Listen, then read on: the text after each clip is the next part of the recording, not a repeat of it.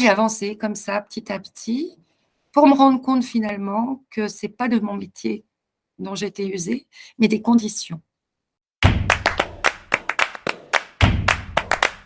Moi, ça fait 30 ans que je suis dans le domaine social. J'ai débuté, en tant que famille d'accueil avec beaucoup de conviction, persuadée que j'étais faite pour ça et j'ai jamais regretté. Ça a été 24 années en tant que famille d'accueil formidable avec des histoires très très complètes. J'ai eu, en dernier accueil des enfants sous tutelle, donc ça a été un engagement de vie complet. Ils font toujours partie de ma vie d'ailleurs. Même les enfants qui sont venus, un plus court instant, font toujours partie de ma vie. Et puis après ma séparation, je me suis dit que j'allais pas continuer à être famille d'accueil. Donc parallèlement, tout en continuant à accueillir mes 2 derniers enfants, j'ai repris mes études et j'avais très envie d'être de l'autre côté, du côté où on intervient avant le placement, pour pouvoir avoir cette place d'aider les parents.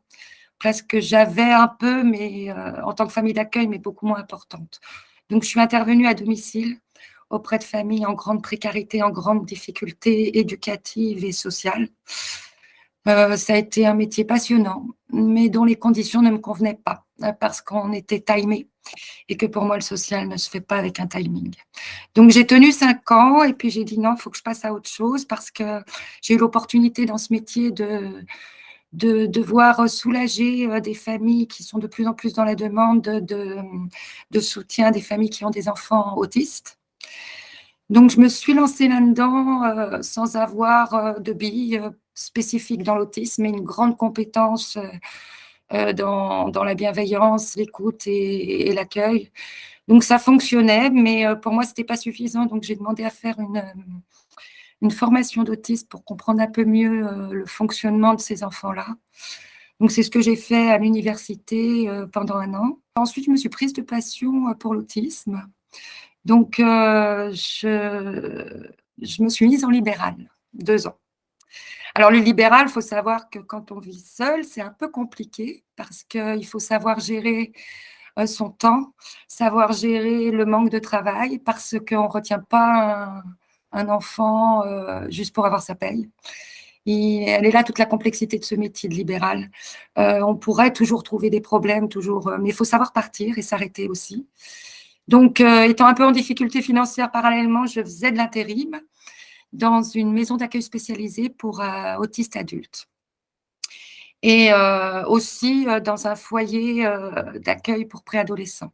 Donc je jonglais entre les 3 et puis fatiguée, j'ai décidé de rester qu'en intérim et puis finalement, je me suis usée. Non pas par, conviction des capacités que j'avais, ni des compétences que j'avais, mais plus par le système, l'institution qui a peu de moyens, qui nous en demande beaucoup et avec qui on a très peu de reconnaissance. Donc ça m'a complètement usée, j'ai fait un burn-out, tout simplement et de là, je me suis dit: «Bah, qu'est-ce que je fais? Où je vais? 30 ans que je suis dans le social, qu'est-ce que je fais?» Comme je suis quelqu'un qui rebondit, assez facilement, même dans la difficulté, je me suis dit: «C'est le moment de faire un bilan de compétences» et en cherchant, je suis tombée, sur plein de propositions et c'est Chance que j'ai choisi parce que, la présentation me parlait. Je suis quelqu'un qui ne sait pas demander de l'aide et j'ai trouvé que Chance avait, une manière de présenter les choses très ouverte, et qui me générait pas de pression. Donc je me suis lancée et dès le départ, j'ai beaucoup aimé le principe, de petits tests pour avoir, le coach qui vous convient, même si j'y croyais pas vraiment.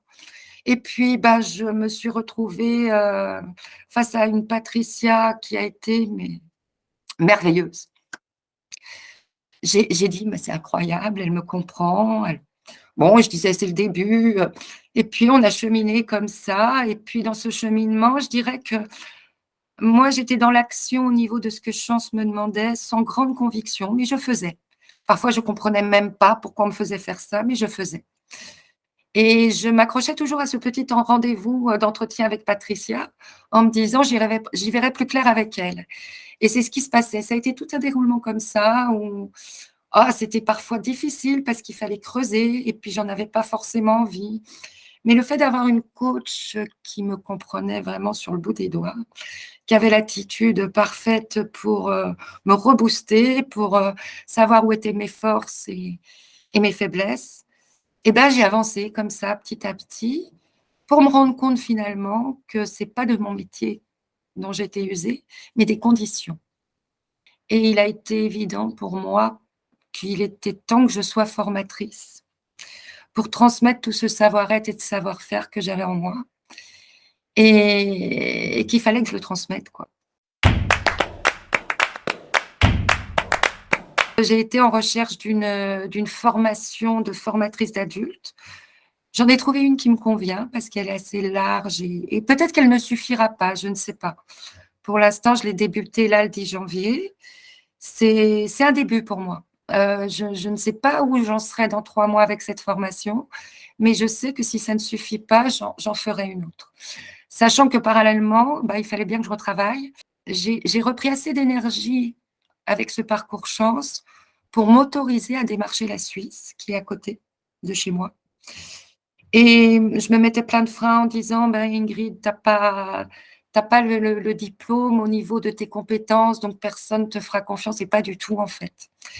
Donc j'ai réussi à rentrer en intérim en Suisse, donc voilà, je jongle entre tout ça pour l'instant et j'ai trouvé une qualité de travail en Suisse que je ne trouvais plus en France. Une bienveillance, une éducation positive, un respect de la hiérarchie pour ses employés et voilà, donc je retrouve un équilibre, tout doucement et puis j'avance et puis j'avais déjà un compte LinkedIn, donc je l'ai amélioré.